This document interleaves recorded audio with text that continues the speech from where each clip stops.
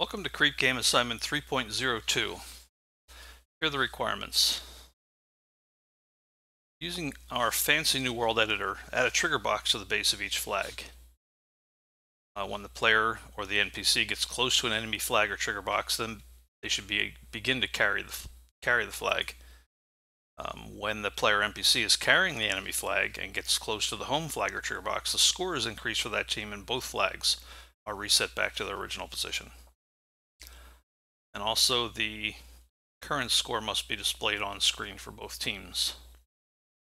Finally, we want to refactor the game object system to be component-based using an entity-based class, which should contain no game-specific code. All the game-specific code should be in the components themselves. Okay, let's take a look. So here's our solution. Press F5 to run it. Okay, now we're the red player, so we're going to go to the blue flag, see if we can score a point. There's the blue flag, and you notice at the base of it is the bounding box which we added with our world editor, and that box is actually represented by a component, and it senses when the enemy player is close to it, and when he is, he basically gives the flag to the enemy player. So if I pull back now and if I fly backwards a little bit, you can see my character does not have any flag on him right now. And then if I go forward, I can look again, and you see now the flag is attached to me. Okay, so let's go home with it and score a point at the home flag.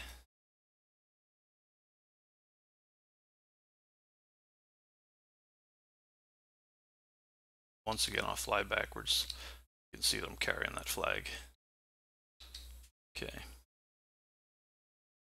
Notice the score here in red and blue at the upper left. This shows that it's 0 to 0. It's about to change though.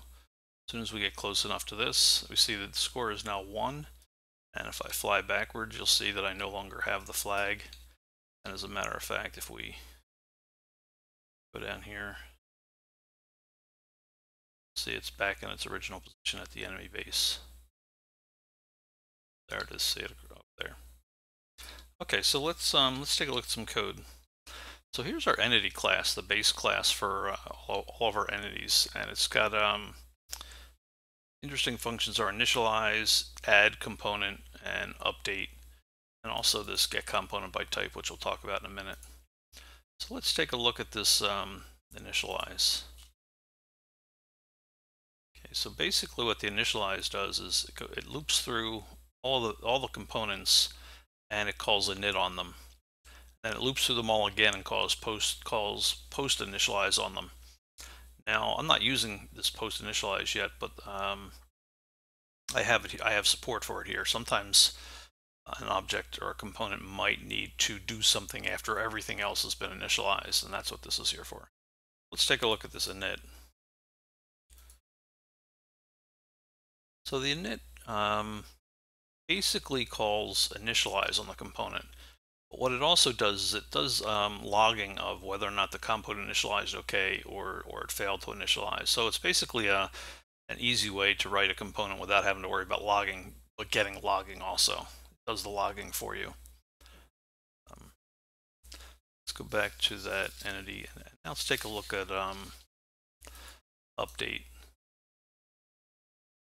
The update method. The update basically loops through all the components, and it says if the component's enabled, call update on it. And then it loops through all the components again, and if it's enabled, it calls draw on it. Now, I don't have any components that need a separate draw call, but its support for it is here in case it is needed in the future. So now let's take a look at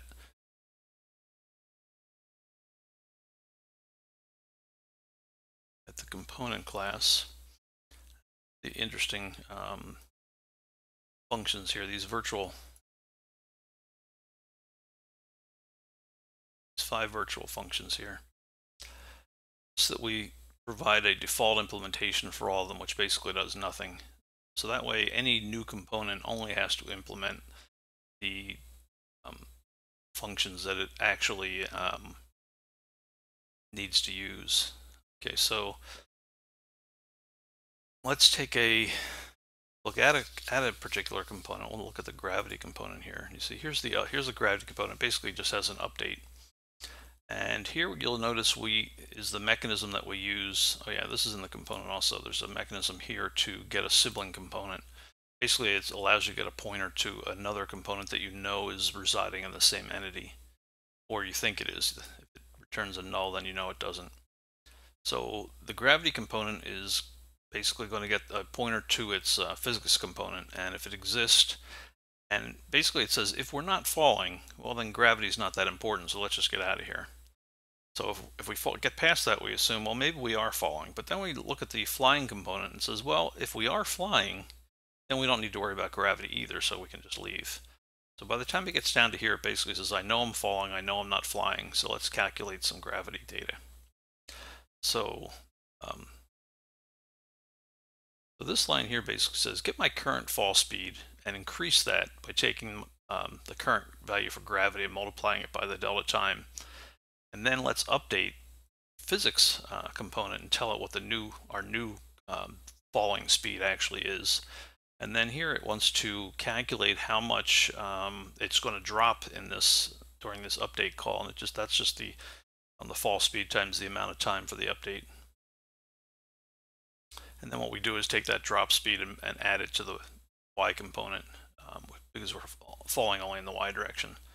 So, so that's an example of one of our components. It's pretty simple, which is one of the nice things about the component system is we get to break our problems up into much smaller problems, which we can handle by themselves. So that's the overview for my CreepGame Assignment 3.02. Thank you and goodbye.